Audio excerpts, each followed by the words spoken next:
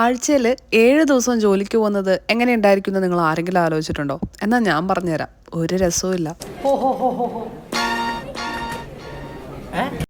അങ്ങനെ എന്നെ പോലെ ആഴ്ചയിൽ 7 ദിവസം ജോലിക്ക് പോകുന്ന ഒരാളാണ് നിങ്ങളെങ്കിൽ you really deserve an applause.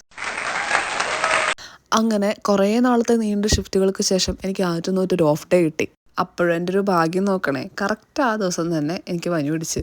ഇന്നൊരു മെഡിക്കൽ എമർജൻസി ഉണ്ടായാൽ ആൾ വടിയായി കഴിഞ്ഞ് മാത്രം ഹോസ്പിറ്റൽ അപ്പോയിൻമെൻറ്റ് തരുന്ന ഈ രാജ്യത്ത് ഒരു ഡോക്ടറെ കൺസൾട്ട് ചെയ്യാൻ ആലോചിക്കുന്നതിനെക്കുറിച്ച് വലിയ പ്രസക്തിയൊന്നുമില്ല. നാട്ടിലായിരുന്ന സമയത്ത് ഒന്ന് ആഞ്ഞു തുമ്മിയിട്ടുണ്ടെങ്കിൽ ഹോസ്പിറ്റലിലോട്ടേക്ക് എടുത്തുകൊണ്ട് ഓടാനും ഇടം വന്ന് ശുശ്രൂഷിക്കാനും അപ്പനും അമ്മയൊക്കെ ഉണ്ടായിരുന്നല്ലോ.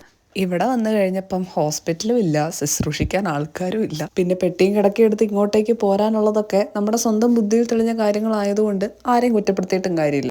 എന്തായാലും ഈ റിയലൈസേഷൻസ് ഒക്കെ ഉള്ള സ്ഥിതിക്ക് ഇനിയിപ്പോൾ എണ്ണിപ്പറക്കിക്കൊണ്ടിരിക്കാണ്ട് നമുക്ക് കിട്ടിയ ഒരു ദിവസം കൊണ്ട് ചെയ്യേണ്ട കാര്യങ്ങളൊക്കെ ചെയ്തു തീർക്കണം. എനിക്കാണെങ്കിൽ ജലദോഷവും പനിയും വന്നിട്ടുണ്ടെങ്കിൽ ഒടുക്കത്തെ വിശപ്പാ. എപ്പോഴും ഇങ്ങനെ എന്തെങ്കിലും തിന്നും കുടിച്ചും ഇരിക്കണം. ലാപ്ടോപ്പിൽ കുറച്ച് നേരം ഇരുന്ന് കുത്തി, അത് കഴിഞ്ഞ് എൻ്റെ ലോണ്ട്രി ഫുള്ളായതുകൊണ്ട് ലോണ്ട്രി ഒക്കെ പോയി ചെയ്തു.